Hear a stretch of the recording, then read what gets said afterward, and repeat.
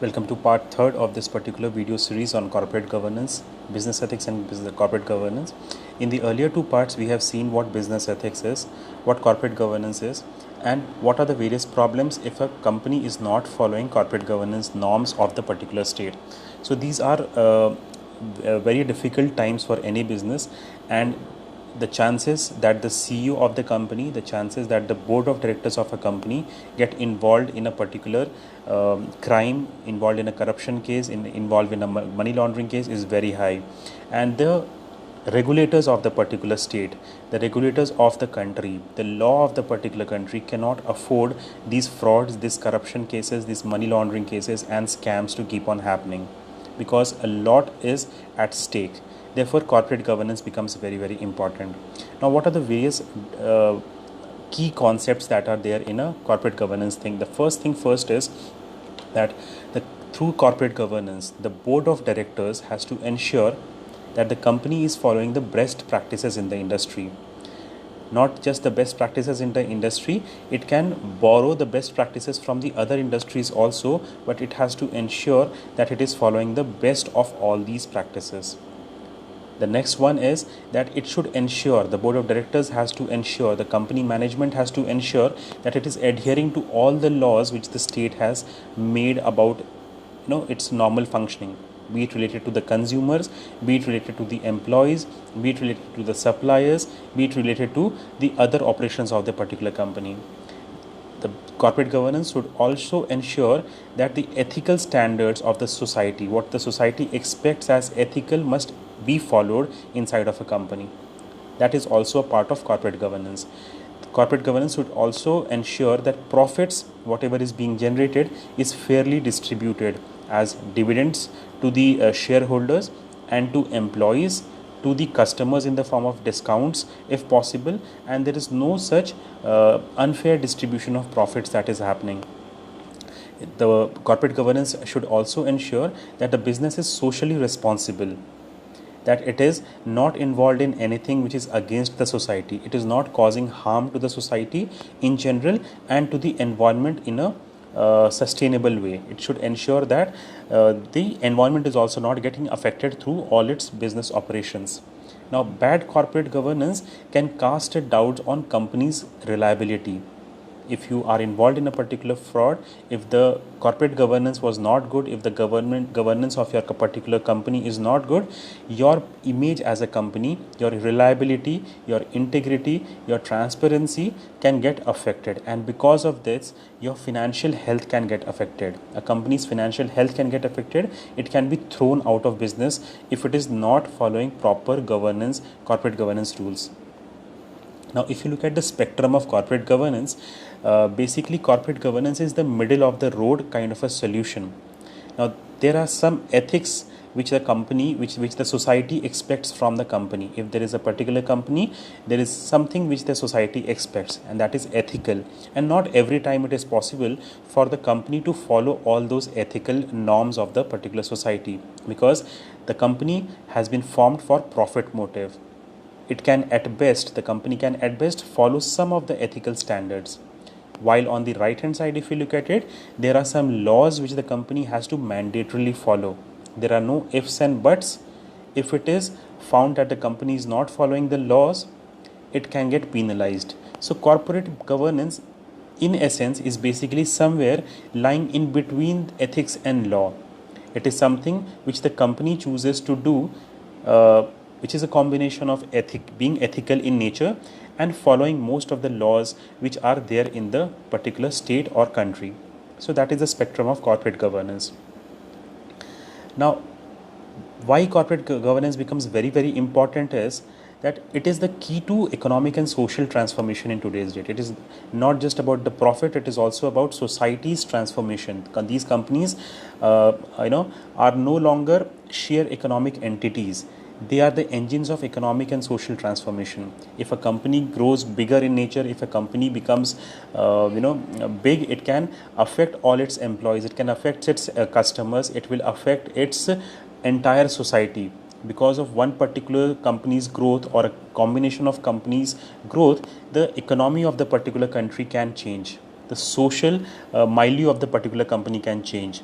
Most of the people will in that case get better salaries, better lifestyle, and have a social transformation also. So good governance becomes very important. Corporate governance becomes very important from the point of view. Now what are the four pillars of corporate governance? The first one is accountability. Business must be accountable to everybody, to whoever is involved in the business operations. The business must be fair. Fairness is also one of the pillars. It should be fair to all its customers, employees, and suppliers and lenders and business. It should be transparent. Whatever is happening, whatever is transpiring inside of a particular company should be brought to notice of everybody, whoever is involved in the particular company, be it the shareholders or be it the media or be it the regulators. Now there is also the important pillar of independence, that the company should not get affected by one singular particular CEO. Most of the board of directors should have the independence to question the CEO. Now imagine a particular company which is a family business, which is run by the son of a particular very rich person. So in that case, independence is very important. Otherwise, just because it's a family business, maybe many of the rules and regulations will be made by the CEO which are friendly to his particular thought process. And therefore independence of the board of directors is very important, that they can have the right to question that particular CEO. Independence is very important. Now, principles of corporate governance: all shareholders should be treated equally and fairly. Legal, contractual and social obligations must be communicated. All pertinent important communication should be communicated to the employees, to the investors, to the vendors and members of the community. The board of directors must maintain accountability, fairness, diversity and transparency. Organizations should define a code of conduct for the board of members and executives, and they should appoint only those people who are following those particular standards. All corporate governance policies must be disclosed to relevant stakeholders, so that everybody is on the same page, everybody is understanding that the company is working for the interest of all concerned. Now, if we try to find out the history of corporate governance, you will find that 3000 years back, approximately 2000-3000 years back, Arthashastra was written by Kautilya. Kautilya's Arthashastra basically talked about how a Raja, or how the king of a particular country or a nation should conduct himself, how he should keep on ensuring that the properly a region is getting governed, or how the particular region is getting managed by this particular Raja. So he wrote this particular concept of Arthashastra, of how a particular country should be managed. In a similar way, you can understand a company is also a kind of a country, a small entity of a country. It is a company, and to manage it properly, you can borrow many of the concepts from Arthashastra also. Now we have understood that even public administration, there is a lot of similarity between public administration, how a public company or a country is being managed. A similar way, we can borrow a lot of concepts from public administration into the managing of a particular country. Now, in public administration, the prime minister, suppose, or the public servant is called the public servant. He is a servant of the public, and there is answerability for whatever acts he does. There are supervising systems, there are mechanisms to control the activities of the public servant. There is official socialization, there is outlining of the managerial tasks, there is effective communication, and there is a concept of whistleblowing. If anything is going wrong in the IAS mechanism, if anything is going wrong against the public servant, then somebody can whistle blow that particular event that is happening, a scandal that is happening, and the particular public administration official can be taken to task. Now, if you look at it, even the prime minister of the particular country is answerable to all his people. He has been voted to power, and the PM in that case behaves in a normal way, in an ethical way, in a legal way, so that he does not harm the voters, because he knows, he fears that if he is the CEO of a particular country, now if he behaves unethically, if he behaves in an unlawful way, people can remove him by voting him out. And that is the fear which is very important, so that corporate governance rules can be followed, or governance rules can be followed. Now, if you look at the timeline of corporate governance, Companies Act 1956 contained the first reference of corporate governance in India. 1956, corporate governance got introduced into Indian companies. 1997-98, CII, Confederation of Indian Industries, introduced a voluntary code of corporate governance in the lines of UK Cadbury Committee report. 2000, SEBI appointed KM Birla Committee, introducing Clause 49 in the listing agreement detailing governance norms for listed companies in India. In 2003, we had, motivated by foreign interest in Indian IPOs and the desire to attract foreign investment in secondary markets, SEBI appointed NRN Murthy Committee, introduced new and tighter rules with effect from 2006.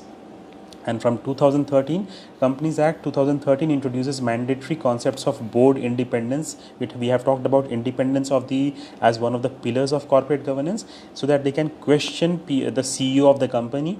The board can question, the shareholders can question the CEO of the company, and that is why independence is very, very important. They can ask for, in 2013, they can ask for class action suits, corporate social responsibility, gender diversity on the board of directors, extensive regulation of related party transactions. So this is the timeline of corporate governance. From 1956 onwards, it has kept on growing.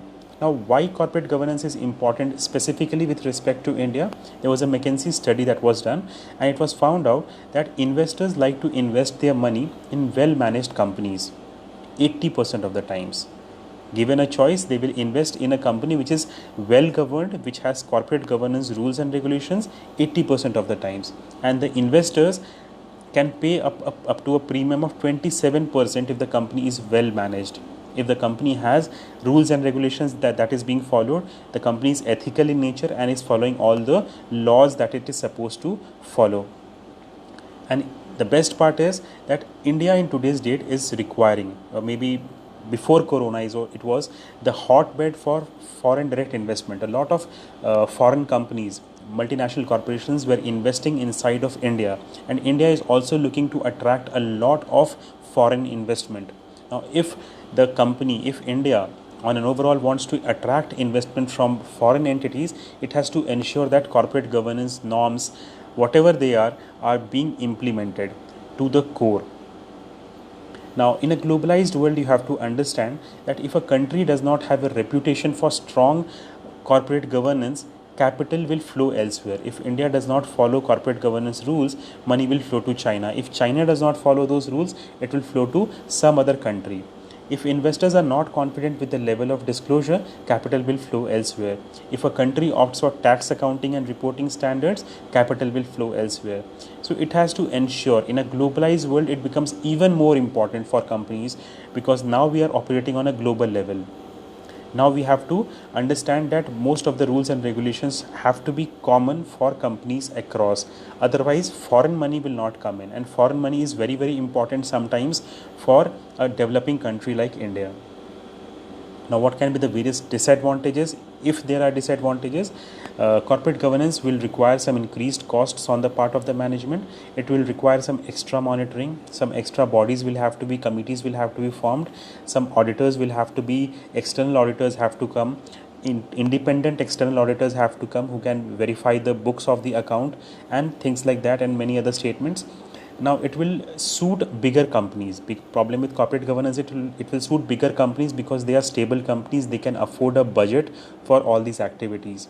And problem with corporate governance is that corporate governance is depending upon the subject to interpretation. One board of directors will consider pollution as normal thing, and other board of directors will consider pollution to be something that is environmentally unfriendly. So it depends upon the subject to interpretation also, and people can maybe misuse the rules and regulations that is being mentioned in the rule book of the government. The regulatory bodies make some rules with regard to pollution.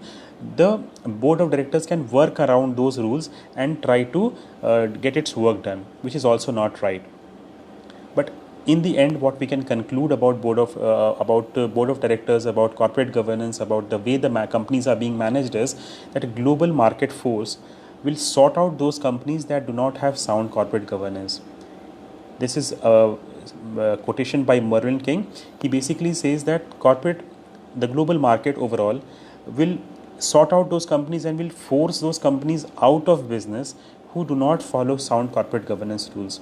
So that is why it becomes very, very important for a company to follow corporate governance rules, and for a budding manager, for a particular person who enters into the management, just like you students will be entering the management, to understand what corporate governance is. What corporate governance is basically is a middle of the road solution between being highly ethical and being highly lawful. So this is a very, very important topic for your examination, and you can keep practicing this thing. Thank you so much.